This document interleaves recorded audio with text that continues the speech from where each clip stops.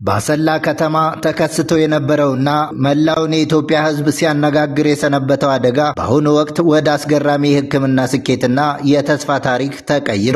ለ20 ዓመታት በትዳር አብረው የኖሩትና የ6 ልጆች አባት የሆኑት አቶ አቤ በባለቤታቸው አማካኝነት በደረሰባቸው ድንገተኛ ጥቃት ብልታቸው ተቆርጦ የነበረ ቢሆንም በአሰላ ቲቺንግ ሪፈራል ሆስፒታል ባሉ ድንቅ ሐኪሞች ጥረት አካላቸው ወደ ቀድሞ ቦታው በስኬት ሊመለስ ችሏል። ይህ የሕክምና ተአምር የተከናወነው በሽንትና ኩላሊት ስፔሻሊስቱ ዶክተር ፍቃዱ ሀብታሙ በሚመራው የሐኪሞች ቡድን ሲሆን አቶ አቤ አደጋው በደረሰ በ3 ሰዓታት ውስጥ ወደ ሆስፒታል መድረሳቸውና የተቆረጠው አካል በጥንቃቄ ተይዞ መምጣቱ ለስኬቱ ትልቁን ድርሻ አበርክቷል። አቶ አቤ በሰይፉ ፋንታውን ፕሮግራም ላይ ቀርበው በሰጡት ምስክርነት አደጋው በደረሰበት ወቅት የዓለም ፍጻሜ እንደደረሰ ተሰምቷቸው እንደነበር ቢገልጹም አሁን ግን በሕክምናው ውጤት እጅግ ደስተኛ መሆናቸውን አረጋግጠዋል። በተለይም ለወደፊት ሕይወታቸው ያላቸውን ብሩህ ተስፋና በሕክምናው ላይ ያላቸውን እምነት ሲገልጹ አሁን 6 ልጆች አሉኝ፣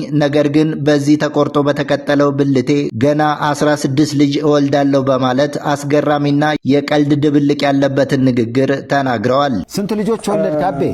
ያው አልሐምዱሊላህ 6 ልጆች ወልጃለሁ።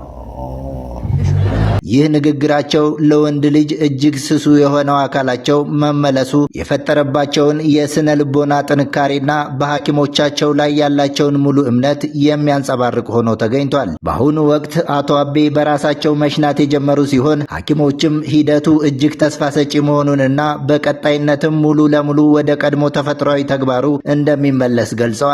አቶ አቤ ከደረሰባቸው አካላዊ ጉዳት በላይ የፈጠሩት የይቅርታ መንፈስም ብዙዎችን አስደምሟል። ለልጆቻቸው እናትና ለትዳር አጋራቸው ያላቸውን ቂም በመተው ነገሩን በሽምግልና ለመጨረስ ያላቸው ፍላጎትና በፈጣሪ ላይ ያላቸው ጽኑ እምነት ለብዙዎች ትምህርት የሚሰጥ ነው። ይህ ታሪክ የሕክምና ስኬት ብቻ ሳይሆን የሰው ልጅ በትዕግስትና በይቅርታ የሚያልፋቸውን ፈተናዎች የሚያሳይ ሆኖ አልፏል። የዚህ ታሪክ ባለቤትም ተቆርጦ በተቀጠለው ብልቴ ገና 16 ልጅ እወልዳለሁ ሲሉ ተደምጠዋል።